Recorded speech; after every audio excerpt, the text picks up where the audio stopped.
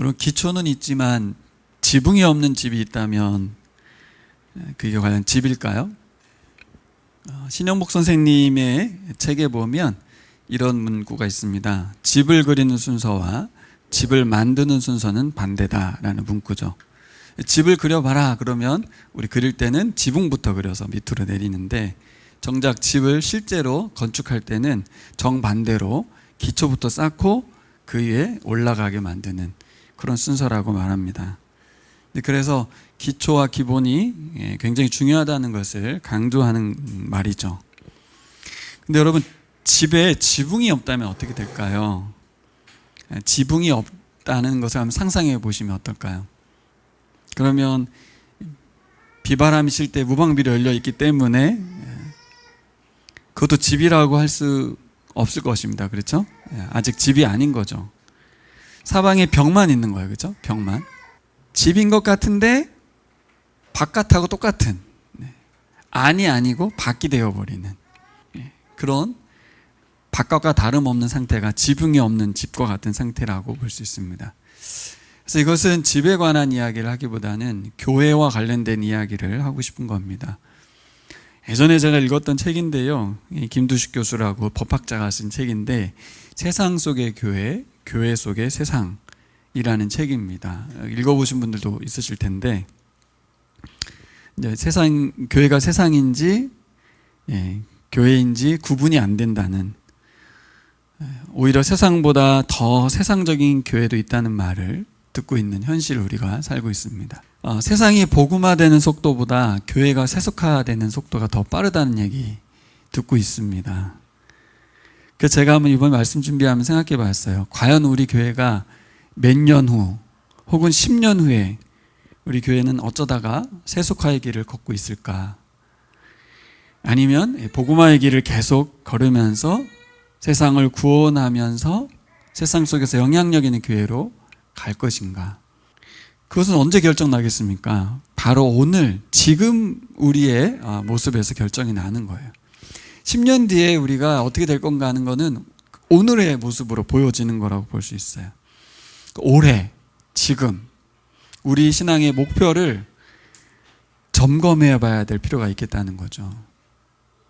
우리가 신앙생활을 하는데 길을 잃고 있지는 않은가? 어떤 방향으로 가고 있는가? 이런 거 연말 연시에, 특별히 새해 초에 점검을 해봐야 되지 않겠는가 하는 거죠. 그게 점검이 안 되면 어느새 어느덧 우리도 세속화의 길에 접어들 수도 있어요. 여러분들이 도달하는 목표는 무엇입니까? 내가 달려가는 신앙의 그 목표점, 그게 있습니까?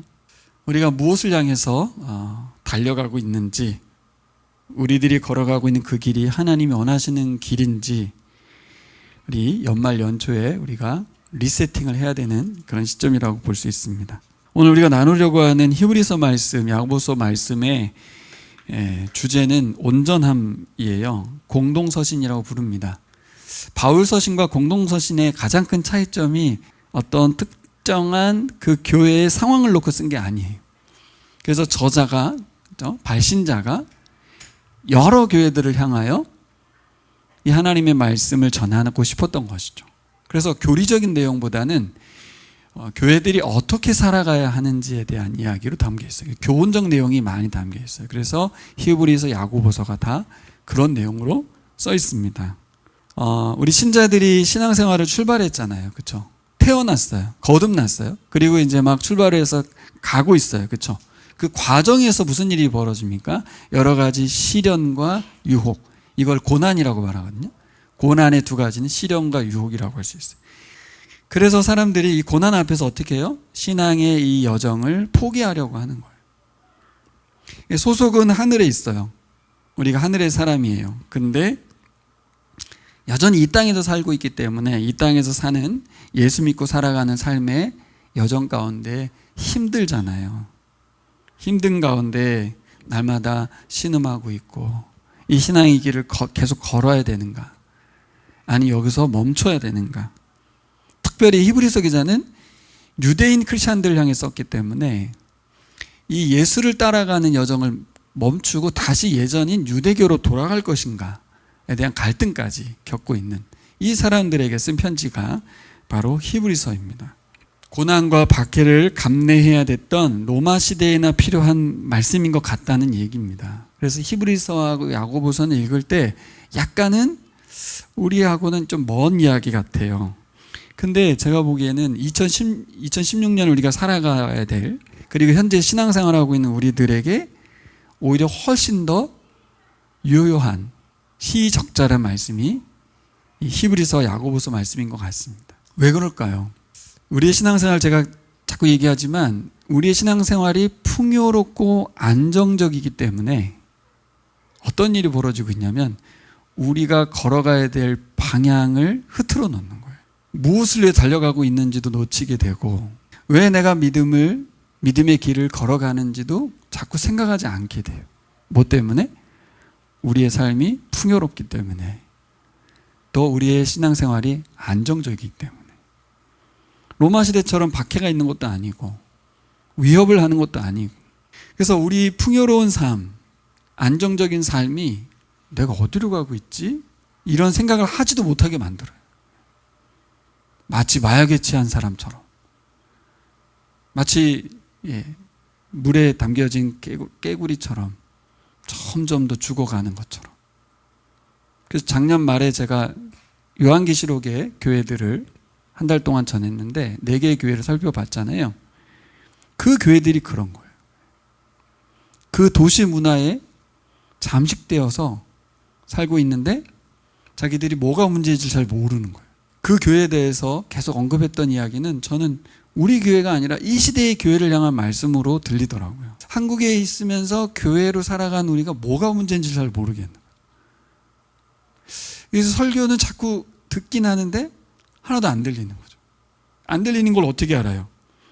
우리의 삶에 있어서 그 설교가 영향력을 주지 못하기 때문에 우리는 깨어있으면 될 것 같지만 이 깨어있는다는 게 어려운 거예요. 마약한 사람이 깨어있기 어렵죠. 이 풍요와 안정 속에서 잠식되어 있는 우리는 깨어있기가 어려워요. 자, 생각해 봤어요. 우리가 구원도 받았잖아요. 우리 교회만큼 보라를 통해서 복음에 대한 이해를 높이고 명확하게 구원의 확신을 가진 교회도 드물 겁니다. 예배도 잘 드리고 있고 선교적인 삶도 살고 있어요. 저도 가끔 그래요. 우리 교인들한테 내가 뭘 설교해야 되지? 무슨 말씀을 전할 필요가 있을까? 잘 살고 있는 것 같은데, 나름 최선도 다하고 있는 것 같은데 내가 우리 교우들을 뭘 더 도와줘야 될까? 그래서 다시 한번 오늘 이 온전함이라는 단어를 다시 한번 여러분과 나누고 싶습니다. 나도 놓치고 있고 우리도 놓치고 있고 모두가 놓치고 있는데 성경은 계속해서 온전함을 말하고 있습니다. 26년 나무아래 교회의 표입니다. 예수님을 바라보자.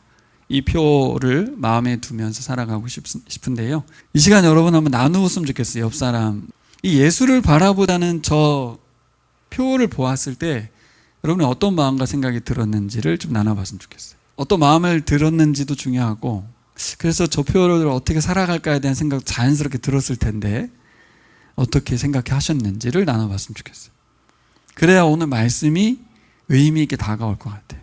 자, 여러분이 예수님을 바라보자는 말을 어떻게 들었을까?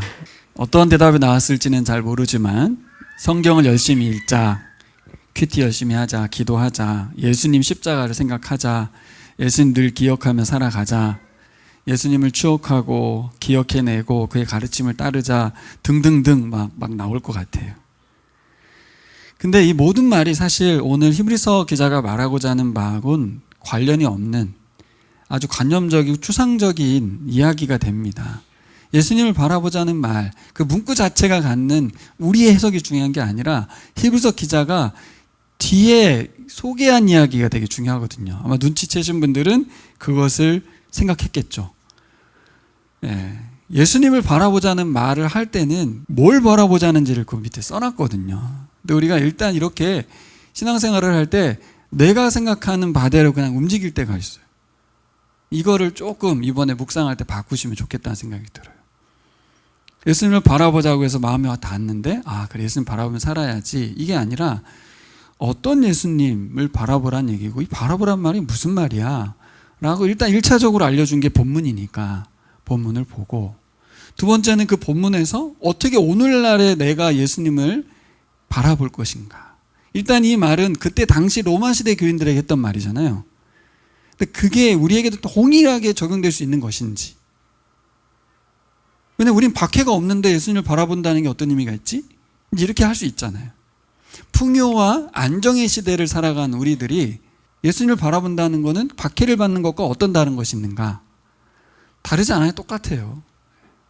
풍요와 안정이나 박해나 동일하게 우리에게 고난이고 시련이고 유혹입니다. 그래서 우리를 흐트러 놓는 거예요. 그때 그 사람들도 마찬가지예요. 여기서 물러서게 하고 포기하게 만드는 거고, 우리도 아까 말한 사람, 마약에 취한 사람처럼 해롱해롱하면서 그냥 종교 생활에 빠져서 살게 만드는, 방향을 잃어버리고 목표도 잃어버린 채, 아까 말한 온전함이라고 하는 주제를 잃어버린 채 그냥 사는 거예요. 계속. 그게 이제 요한계시록 당시의 교회에게도 그렇게 말했잖아요. 너희는 살아있으나 죽은 교회야. 예수님 문 밖에 계시는데 문 두드리는데 소리가 안 들리는 교회야. 이렇게 말을 했거든요.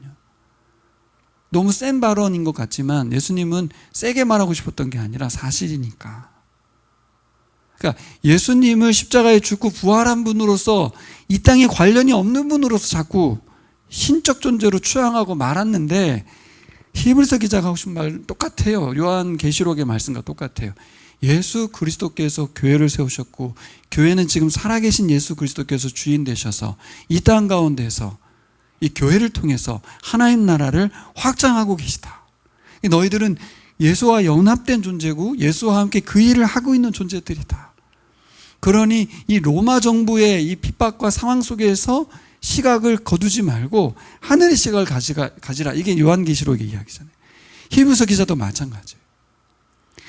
유대인으로 살아왔고 유대인의 율법주의와 모든 것 속에서 살아오던 이들이 예수를 만나고 개종을 했죠. 뭐 개종했다고 표현하기보다는 본질적인 예수 그리스도를 따르기로 했는데, 상황 속에서 계속해서 사람들이 제사도 드려야 된다, 유대 율법에 나온 규정들도 지켜야 된다, 수많은 요구사항들이 많았거든요. 그러면서 또 예수의 가르침은 또 있잖아요. 그러니 얼마나 힘들었겠어요. 유대인으로서 자신들의 유대적 삶과 함께 그리스도께서 원하시는 삶도 살아가야 되는데, 하나 더 얹은 느낌? 그런 거 있잖아요. 그렇다고 예수만을 따라가자니 유대교와의 결별이라는 게 쉽지도 않은, 왜? 주변에 다 유대인들인데 회당문에 못 들어가게 만들었다, 그 말 아니겠습니까? 그런 상황 속에서 이들이 어떻게 살아가야 될지를 고민하면서 다 필요 없고, 이렇게 되는 이런 상황들이 오늘날하고 크게 다르지 않아요. 박해가 아니더라도 풍요와 안정은 뭐 이 정도 하면 되지 않아? 나는 할 수 있는 만큼 최선을 다하고 있어. 이렇게 말할 수 있거든요. 뭘 더 하라는 얘기지? 뭘 더 하라는 얘기로 자꾸 들리는데, 히브리서 기자는 하라고 말한 게 아니라 예수를 바라보라고 말했거든요. 뭘 더 하라고 한 적이 없어요, 성경은. 근데 우린 자꾸 뭘 더 하라는 얘기야. 설교가 아마 하라는 얘기로만 들리기 때문이겠죠. 말씀이 하라는 걸로만 자꾸 들려서 그럴 수 있어요.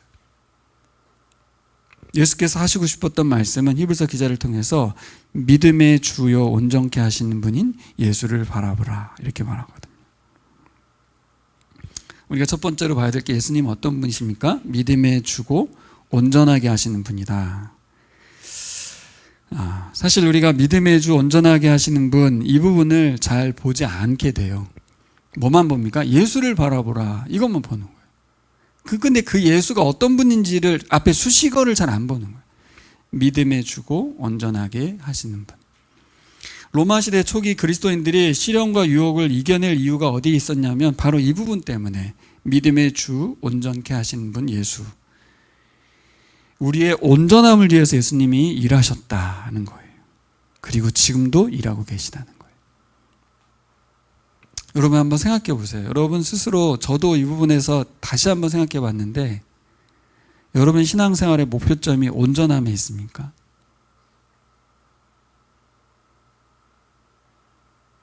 제가 보기에는 온전함이 있기보다는 최선에 있는 것 같아요. 나름 최선. 근데 왜 온전함을 두지 않을까? 그 온전함이라는 단어 자체가 갖는 부담감 때문에 그래요. 영어로 퍼펙트거든요. 퍼펙트. 또 예수님께서 산상수훈했던 말씀인데 한번 읽어볼까요? 시작. 하늘에 계신 너희 아버지의 온전하신 것 같이 너희도 온전하라. 이 말을 딱 듣는 순간 여러분 어떻게 들리세요? 가능한가? 두 번째는 내가? 이렇게 이제 의문이 드는 거예요. 듣는 순간 불가능한 요구를 말하고 있다. 나는 아니다. 이 두 가지가 동시에 들어요.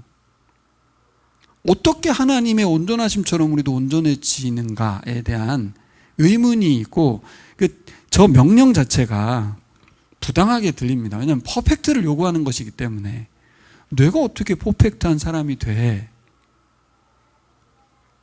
근데 여러분 하나님은 불가능한 명령을 내리시고 우리를 채근하시는 분이 아닙니다. 일단 이거부터 분명히 해야 되죠. 온전하라 그렇게 말한 것 때문에 부담이 되기는 하는데 저 명령 속에서 우리는 답을 찾아야 되는 게 하나님의 온전하신 것 같이 우리를 온전하게 만드신다는 하나님의 계획이 선포되고 있는 거예요. 이렇게 생각할 수 있어요. 하나님 우리를 태어나시게만 하고 거듭나게만 하고 보라를 통해서 복음을 전해서 생명을 막 불어넣어서 태어나게만 한 분이 아니다.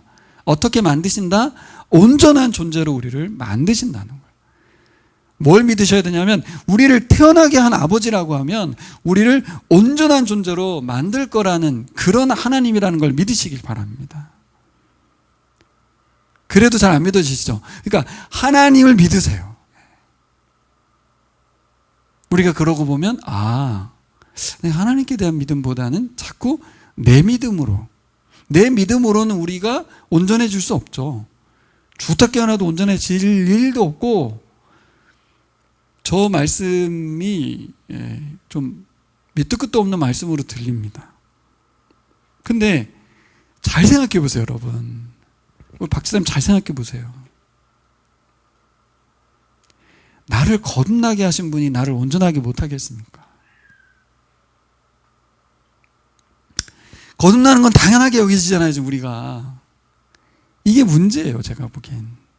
내가 지금 하나님의 자녀로 거듭난 것은 온전해지는 것의 시작이고 그리고 완성이기도 해요.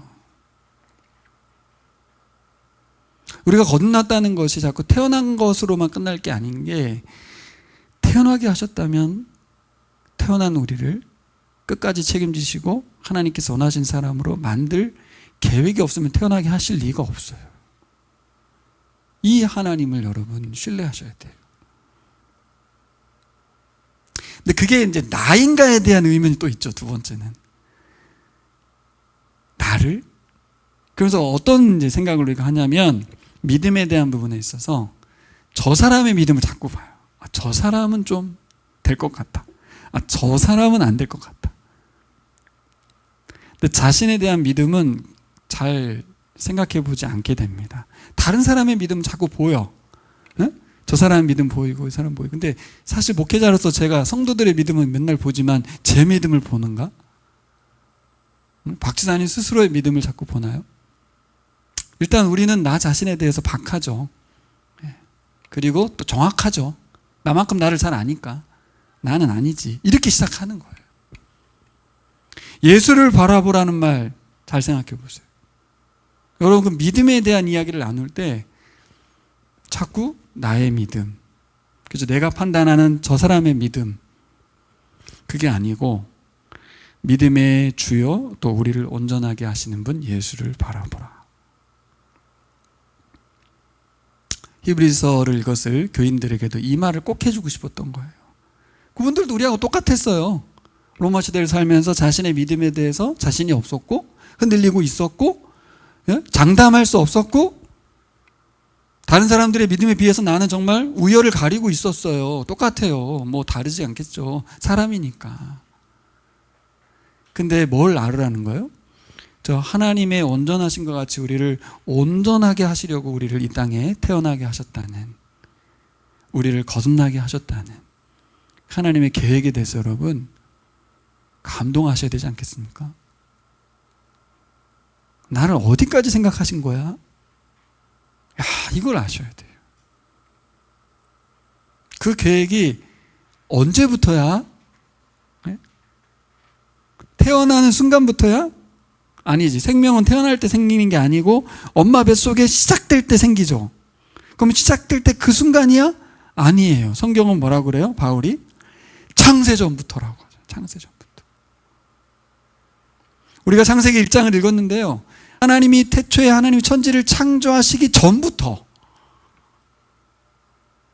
우리 이래를 향한 하나님의 계획을 가지고 계셨고, 역사의 시점에서 빛이 있으라 할 때 빛이 생기듯이 이래가 그날 태어나는 거예요. 근데 태어난 것이 시작이 아니고 생명이 이 땅에 시작된 엄마 뱃속 그 순간부터. 근데 그게 시작이 창세 전부터. 근데 우리는 이 태어남에 대해서만 신비롭게 생각하는데 완성에 대한 부분까지 계획하시고 시작하셨다는 걸 여러분 기억하시기 바랍니다. 감동원 되는데 잘 안 와드시죠? 그래서 예수를 생각하셔야 돼요. 자꾸 우리를 생각하니까 그래 좋긴 좋다. 근데 완성에 대한 그림이 안 그려지잖아요, 우리가. 그래서 예수를 바라보라는 거예요. 예수님은 완성이 되셨어요. 사람은 완성되지 않을 거라고 여겼고 그럴 수 없다고 생각했어요. 안 된다고 생각했는데 사람 예수였던, 사람이셨던 그 예수가, 히브리서 기자의 이 예수는 주로 사람 예수를 많이 언급하는 겁니다. 사람으로 오셨던 이 땅의 예수가 완성되었다는 거예요. 믿음의 창시자, 세 번째는 그렇게 돼 있죠. 그리고 두 번째는 뭐라고 돼요? 완성자, 이렇게 돼 있습니다.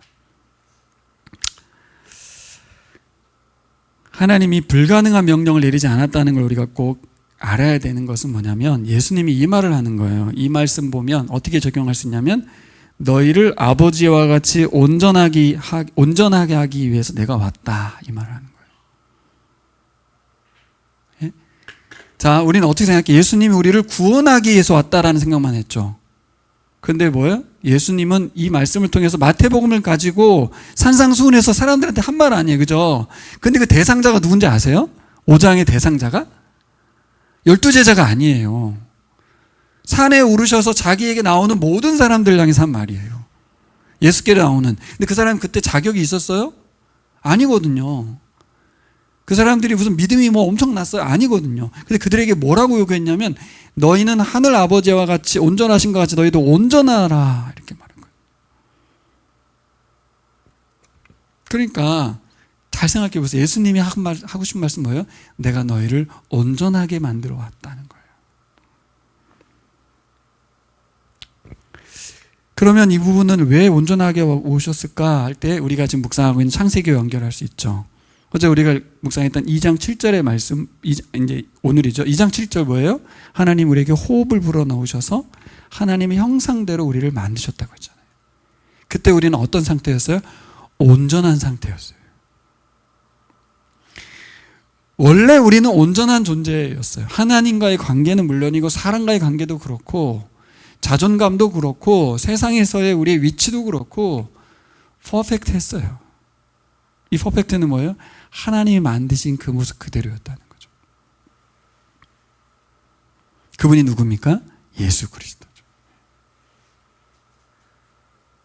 우리가 세상을 살다 보니까 세상의 일이나 상황과 환경이 자꾸 이렇게 매여 살다 보니까 내가 어떤 존재인지 자꾸 까먹는데, 우리는 원래 온전함을 입었던 존재였고 그걸 잃어버렸던 아담을 다시 새 아담으로 만드시는데, 예수 그리스도를 통해서 새로운 아담 예수 그리스도를 통해서 우리를 더 온전한 존재, 아담보다 훨씬 더 온전한 존재로 만드시겠다는 하나님의 계획이 있다는 거예요. 그래서 우리가 가지고 있는 신앙의 계획과 방향성 말고 실제 하나님이 가지고 계신 이 계획과 방향성을 일단 알아야 되고, 두 번째는 거기에 내가 같은 생각을 가질 거냐, 그리고 이것을 놓칠 거냐. 자, 먼저 우리가 생각해 볼 건 뭐냐면 예수가 어떻게 믿었는지를 생각하고 예수가 어떻게 완성했는지를 보라는 말을 제가 써놨는데 무슨 말을 하고 싶은 거냐면 아까 제가 말한 대로 믿음에 대한 부분에서 우리가 살아갈 때 자꾸 내가 주도적으로 믿거든요. 예수를 바라보라고 하는 것은 뭘 바라보라고 하는 거냐? 저걸 바라보라는 거예요. 사람 예수가 이 땅에서 어떻게 믿었느냐? 두 번째, 그 믿음을 어떻게 완성했느냐? 이 두 개 보라는 거예요. 그게 뒤에 써 있는 거예요. 근데 그걸 보지 않고 그냥 막연히 예수를 보는 거죠. 예수를 보는 건 성경을 읽는 거고 기도하는 거고 뭐 그렇게 생각하잖아요. 근데 히브리서 기자는 뭘 말하고 싶었냐면 예수가 이 땅 계실 때 어떻게 믿음을 살아냈느냐. 두 번째는 그 믿음이 완성된 것이지 않냐? 그 믿음을 어떻게 완성하셨는가? 그걸 보자는 거예요. 그래서 믿음의 주라는 말은 창시자, 개척자, 지도자라는 뜻입니다. 이 말은 무슨 말이에요? 믿음이 우리에게 시작된 게 아니라 예수님을 통해서 믿음이 시작됐다 그 말이에요. 예수님을 통해서 믿음이 시작됐다는 말이 무슨 말이냐면 로마서에서 뭐라고 말하냐면 이 말을 하는데 예수님의 신실하심 때문에 우리가 믿게 되었다 그렇게 말해요. 실제 그래요. 우리 이세호 집사님이 이제 믿는 신자가 되었잖아요.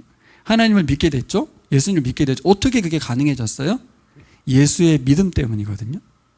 근데 그 믿음을 하나님께 대한 예수의 믿음을 번역을 바꾸면 어떻게 되냐면 예수 그리스도의 신실하심 때문이다 이렇게 번역할 수 있어요.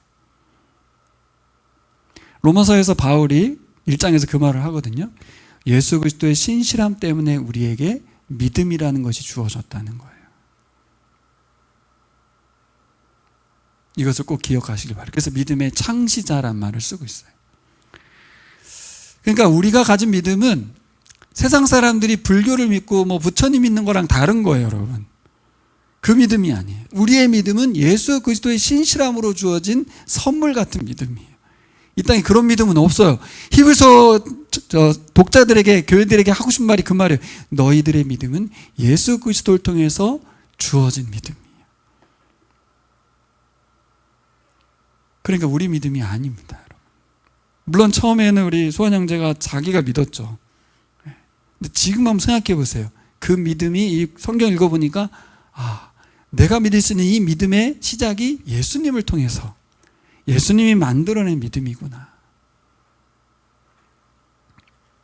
그리고 마지막에 뭐라고 그래요? 완성했다 그랬잖아요. 이 완성이 영어로 finisher예요. 믿음의 완성. 예수님 믿음 어떻게 완성했어요? 믿음이 어떻게 완성됐어요? 어떻게? 그냥 머리로 믿는 게 아니라는 거죠.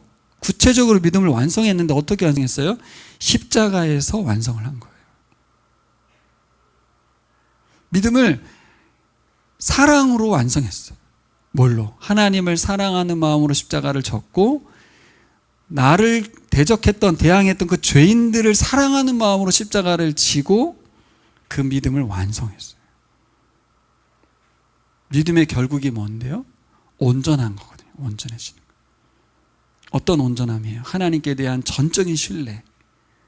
하나님 우리 아버지라고 하는 믿음 속에서 그분을 배반하지 않고 그 말씀에 순종하는 것이 결국 믿음의 완성이거든요. 믿음의 순종으로 그분은 십자가를 지시고 믿음을 완성했어요.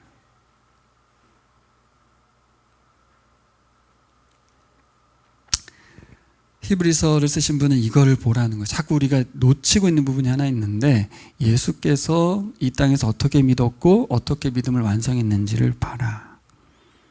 자, 그러면 이제 좀 뭔가 애매해지는 게 하나 있죠. 그럼 우리가 예수처럼 살라는 말인가? 이게 이제 신앙생활에 제일 어려웠던 부분이에요. 저도. 예수를 흉내내란 말인가? 예수를 닮아가라고 하는데 그 말인가? 그래서 어렵습니다. 나는 못하지. 예수님 십자가를 줬지만 나는 못하지. 그래서 두 번째 원리가 우리가 한번 살펴볼 게 뭐냐면 믿음은 관념이 아니라 관계라는 거예요. 한번 읽어볼까요? 믿음은 관계입니다. 네, 잘 들어보세요. 내가 계속 믿을까 아니면 믿지 말까 머리로 재는 것이 믿음이 아니라는 거예요. 예수님이 만들어내시고 예수님이 완성한 믿음은 뭐예요? 관계입니다. 관계.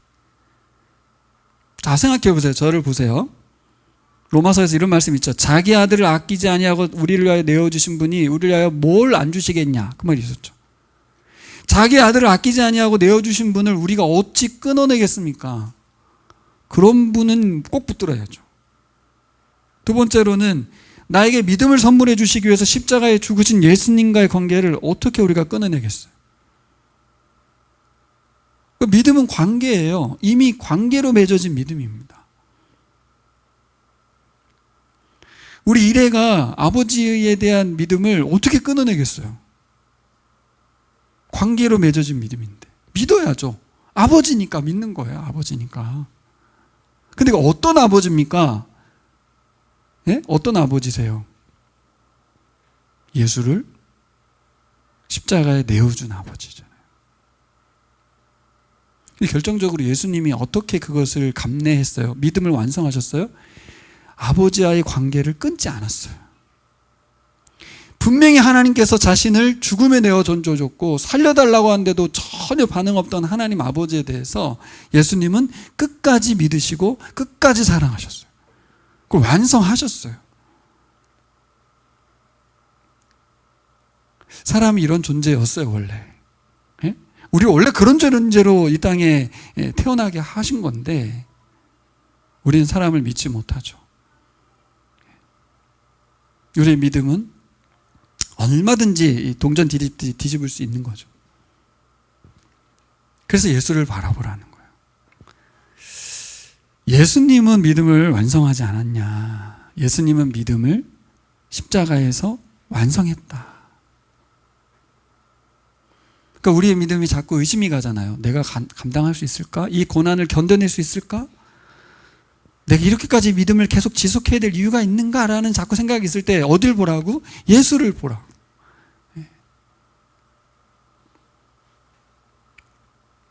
하나님은 왜 예수를 내어주셨을까요? 왜 예수님은 십자가를 수용하셨을까요? 왜 그랬을까요? 우리가 하나님 자녀이기 때문에 그렇습니다. 바울은 뭐라고 하냐면 예수가 맏아들로서 친히 동생들을 구한 거라고 이렇게 말한 거예요. 관계인 거예요, 관계. 예수님이 왜 죽었어요? 나하고 아무 상관없는 분이 죽은 게 아니고 동생들이기 때문에. 원래 우리가 다 하나님의 자녀라서 맏아들로서, 누가복음 15장의 큰아들은 동생이 돌아오는 거에 대해서 화가 나가지고 자기 동생이라고 부르지 않고 당신의 아들이 돌아왔다고 말했지만 예수님은 어떻게 했어요? 동생인 우리들을 위해서 자신이 아버지의 명령에 순종하고 우리를 구하셨어요. 왜 구하셨어요? 왜? 그냥 물에서 건져만 낸 게 아니라 온전하게 하기 위해서. 온전함의 핵심이 관계 있죠. 하나님과의 관계를 온전히 누리게 만들려고. 여기에 우리의 이 신앙의 관심사가 있어야 될 줄 믿습니다. 하나님과 나 사이의 관계를 예수님과 하나님 사이의 관계처럼 온전함을 누릴 수 있도록 만들고 싶으신 하나님 뜻이 있어요. 근데 이거에 대해서 우리가 놓치는 거예요. 왜요? 우리는 사람 관계, 자식 관계, 가족 관계에서 만족하고 끝나요. 하나님과의 관계에서 내가 온전하게 누리는 예수님과 하나님 사이의 이 깊은 관계에 대해서 관심이 없어요. 왜냐하면 여기서 만족하거든요. 더 이상 바람이 없어. 우리 너무 가족끼리 화목해. 우리 부부가 너무 하나 되었어. 그것으로 끝. 우리 자식하고 나하고 너무 친밀해. 그걸로 끝. 그게 기도 제목이기도 하고 그게 신앙의 목적이기도 한 사람들이 너무 많죠, 이 세상에. 근데 하나님은 우리를 어떤 존재로 만들고 싶어요? 온전함으로 만들다는 얘기는 뭐예요? 이 관계를 회복시키셔서 하나님과의 친밀한 관계를 예수와 하나님 사이처럼. 예수님 뭐라고 했어요? 내가 아버지 안에 있고 아버지가 내 안에 있다. 이런 말들 하는 그 관계처럼 우리 한 사람 한 사람을 만들고 마시겠다는 거예요.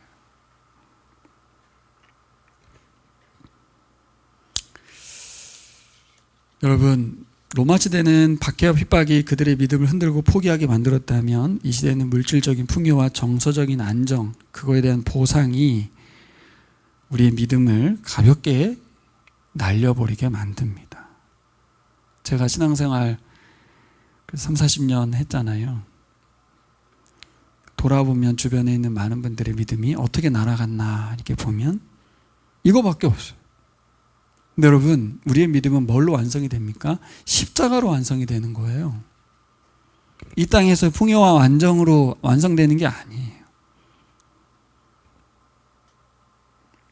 믿음은 공동체고,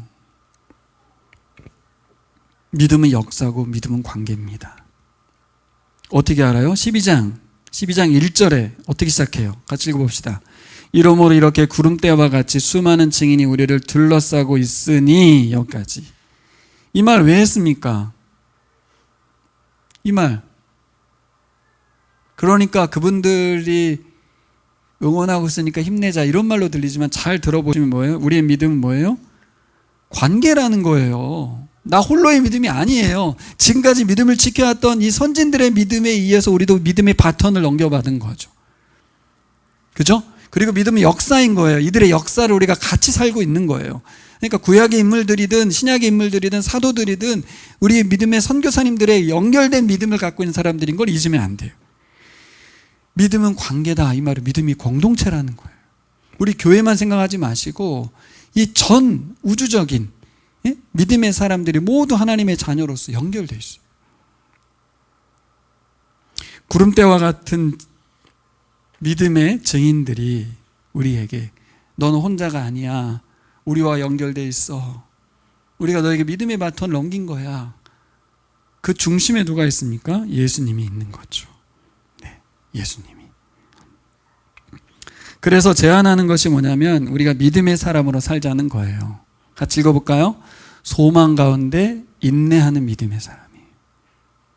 저 소망이 되게 중요한데 우리가 소망하는 바가 뭐예요? 2026년 소망 쓰라고 하면 뭘 쓰시겠어요? 우리 보훈자매 소망 쓰라면 뭘 쓸 것 같아요? 대한민국 사람이 소망, 특별히 고등학교 때 소망 쓰면 서울대 가는 걸 쓸 것 같아.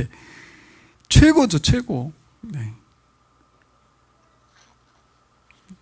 우리의 소망이라면 인내하는 믿음의 사람이 되는 것입니다. 저는 인내하는 믿음의 사람. 어떤 사람이에요? 하나님께서 제안하는 게 두 가지입니다. 무거운 짐과 얽매는 죄를 벗어버리자. 우리 앞에 놓인 믿음의 경주를 인내하며 달려가자. 믿음은 뭐예요? 믿음은 놀이가 아니에요. 여행도 아닙니다. 우리는 믿음을 여행처럼, 놀이라는 말을 왜 썼냐면 즐겁게 하려고 하는 거예요, 믿음은. 근데 뭐예요? 믿음은 레이스라는 거예요. 장기전이라는 거죠. 단기가 아니에요. 잠깐 하는 게 아니라는 거죠. 장기전이에요. 그리고 레이스면 끝이 있어요. 완성이 있어요. 이게 믿음에 대한 새로운 눈을 가져야 될 거예요. 예수님도 마찬가지죠. 와서 어떤 믿음을 가셨어요? 놀지 않으셨죠? 여행하러 오지 않으셨죠? 믿음이 굉장히 실제적이었고 십자가로 완성했어요. 그분은 레이스를 완성하셨어요. 그러니까 우리 로마 시대를 살았던 그리스도인들이나 현재 대한민국을 살아가는 우리들에게도 동일한 말씀인 거예요. 우리의 믿음은 레이스라는 걸 잊으면 안 된다는 거죠.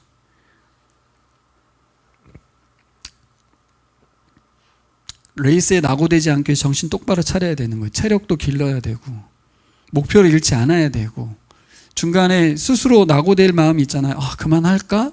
옆에 있는 사람들이 야, 그만하자. 에? 그만하자. 뭐 하려고 우리가 저까지 가냐 이렇게 하잖아요. 그죠? 그래서 두 가지를 얘기하는데 첫 번째는 뭐였어요? 몸을 가볍게 하라는 거예요. 던져버리라는 거예요. 무거운 짐을 내려놓으라는 거예요. 여러분 심플하게 사시기 바랍니다. 2026년 좀 더 심플하게 살아보세요. 우리 교인들 심플한 거 제가 잘 아는데 그래도 여전히 5만 가지 생각을 갖고 있지 않습니까? 생각이 몇 개? 5만 가지. 그렇죠? 네, 엄청나게 많은 생각을 하고 있는데 아주 심플해지시면 돼요. 죄도 벗어버리라고 하지 않습니까? 죄. 그래서 2절 말씀이 주어진 겁니다. 믿음의 시작이요 완성자이신 예수가 필요하다는 거예요. 예수로 인해서 구약 인물들도 그 믿음이 온전한 믿음으로 인정을 받았어요. 그렇다면 우리도 마찬가지인 거예요. 성도들도 예수를 바라보자고 말합니다. 그 예수님이 어떻게 했대요? 첫 번째로 자기 앞에 놓여있는 기쁨을 내다보셨다 이렇게 말합니다. 예수를 바라보라는 건 이걸 생각하는 거예요. 예수님 뭐 하셨지? 자기 앞에 있는 기쁨을 바라보셨다. 뭐예요? 하나님이 약속하신 십자가를 통과한 부활의 영광을 내다보셨다는 거예요. 절 보세요. 우리가 신앙생활할 때 어떻게 합니까? 우리가 흔히 뭐에 집중하냐면 내가 질 십자가에 집중합니다. 근데 예수는 자기 앞에 놓인 기쁨을 내다보셨다는 거예요. 예수님은 부활의 약속과 부활의 영광을 내다보셨다고 했어요. 이게 우리가 예수님을 바라보는 첫 번째.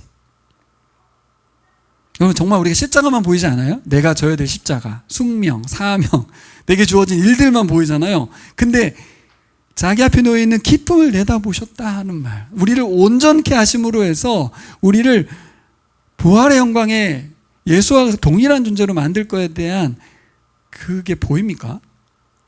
보이셔야죠. 언제 보입니까? 예수를 바라볼 때. 그래서 여러분, 우리가 바라보는 기쁨이 뭔가 한번 잘 생각해 보세요. 우리가 내다보는 기쁨 뭐예요?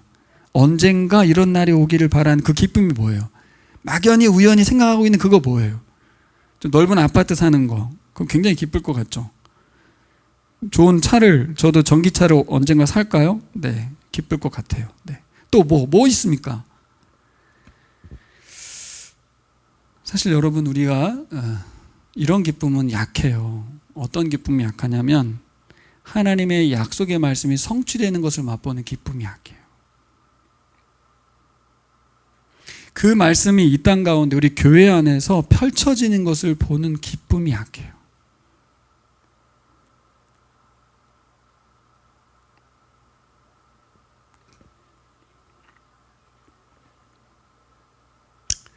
왜 이게 안 기쁘지? 저는 좀 가끔 힘들 때가 있어요. 왜 이게 엄청 기뻐야 되는데 왜 그럴까? 그러니까 이게 기쁘지 않은 이유가 있겠죠. 그래서 오늘 말씀이 필요한 겁니다.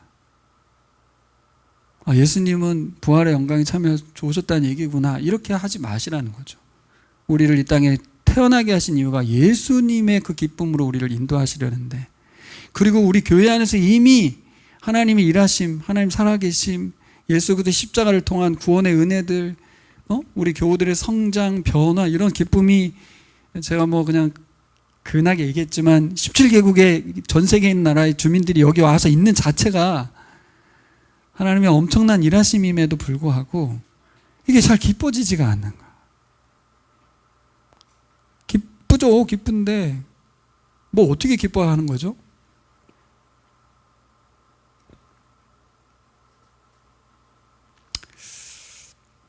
둘째는 부끄러움을 마음에 두지 않으시고 십자가를 참으셨다고 말합니다. 연결되는 것 같아요.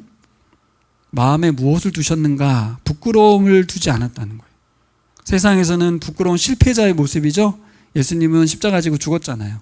실패했잖아요. 근데 아버지 하나님께 대한 완전한 순종, 말씀을 성취하신 거예요. 이 세상에 누구도 못했던 일을 예수님이 하셨어요. 하나님의 명령에 순종해서 완성하셨어요. 어떤 걸 마음에 두었을까? 아버지가 기뻐하실 것을 마음에 둔 것 같아요. 그런 예가 들잖아요. 누가복음 15장에서 큰아들이 아버지가 맨날 둘째 아들 기다리면서 맨날 밖에 나가고 또 나가고 또 나가고 화딱지가 나는 게 아니고, 큰아들이 아버지 제가 둘째 찾아오겠습니다 그러면서 전국을 돌고 전 세계를 돌아다니는 그 아들 어떻습니까? 그 왜 나가는 거예요? 왜 선교사로 왜 나가는 거예요? 둘째 아들이 돌아왔을 때 아버지가 기뻐하실 그 모습을 상상하면서, 내가 십자가를 지고 죽음으로 인해서 저 잃어버린 아들들이 하나님 아버지 품에 안기는 것을 상상하면서 부끄러움을 마음에 두지 않고 십자가를 참으신 것입니다. 뭐에 대한 어떤 마음이 있어요, 우리가. 하나님 아버지가 이러면 너무 기뻐하시겠다. 이 상황에 대해서 하나님이 엄청나게 기뻐하시겠구나 라는 거. 우리가 뭘 부끄러워하는지, 무엇을 자랑하는지 생각해 봤어요. 무엇에 영광스러워하고 벅찬 감격을 느끼는지. 서울대 합격하는 거, 진짜 그건 대한민국의 최고인 것 같아. 우리 수아가 서울대 합격했다 그럼 벅찬 감격이 올 것 같아요. 삼성에 취직했다, 현대차에 취직했다. 그냥 말인데 실제로 돼봐요. 정말 기쁘죠. 네? 삼성에 취직했어. 엄청 기쁘죠. 네. 박사학위를 취득했어. 교수가 되었어. 주식 투자를 해서 대박이 났어. 그거 말고 이런 거 어떻습니까? 하나님을 전혀 알지 못하던, 하나님을 부인하던 사람이 하나님을 아버지로 부르게 됐습니다. 얼마나 기쁘십니까? 자신 외에 누구도 믿지 못하면서 홀로 외롭던 이가 사람들을 사랑하고 사랑을 느끼며 살아가요. 그럼 얼마나 기뻐요. 사람들로부터 삶의 의미와 가치가 없다고 생각하면서 힘들어하던 사람이, 무의미 속에 힘들어하던 사람이 예수님을 전하고 예수님을 따르는 사람들을 세워가요. 그 일에 헌신을 해요. 교회 공동체를 위해서 살아가요. 그 바뀐 인생들을 보면서 얼마나 기쁩니까? 무가치 속에 살던 사람이. 여러분, 이 돈 안 되는 일에 도구가 되는 삶, 그리고 누군가에게 내 인생이 발판이 되는 삶, 나로 인해서 우리 교회 교인들이 행복감을 갖게 됐고 웃고 즐거워하게 된다면, 그런다면 사람들이 너 왜 그러고 사냐라는 비웃음을 당해도 전혀 부끄럽지 않죠. 내가 부끄러워한 게 좀 다르고 내가 기뻐하는 게 다르기 때문일 거예요. 기꺼이 내게 주어진 십자가를 감당해낼 겁니다. 예수님이 그렇게 하셨잖아요. 아버지의 기쁨을 생각하면서. 세 번째로 자기에 대한 죄인들의 이러한 반항을 참아내셨다 말합니다. 예수님은 자기에게 주어진 사명, 즉 믿음의 경주를 완성하기 위해서 큰 고통을 감내하셨습니다. 그렇죠? 조롱을 당하셨고 채찍에 맞으셨고 침뱉음을 당하셨고 십자가에 못 박히셨습니다. 그럼에도 피곤함이나 낙심이나 절망에 굴복하지 않으셨습니다.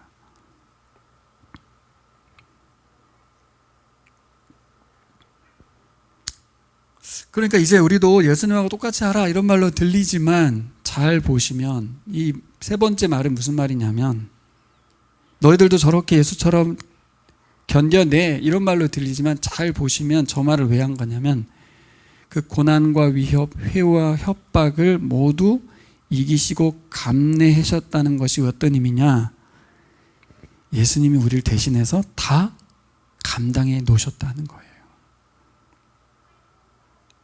예수님이 이미 우리 대신 그걸 다 감당해 내셨다는 거예요.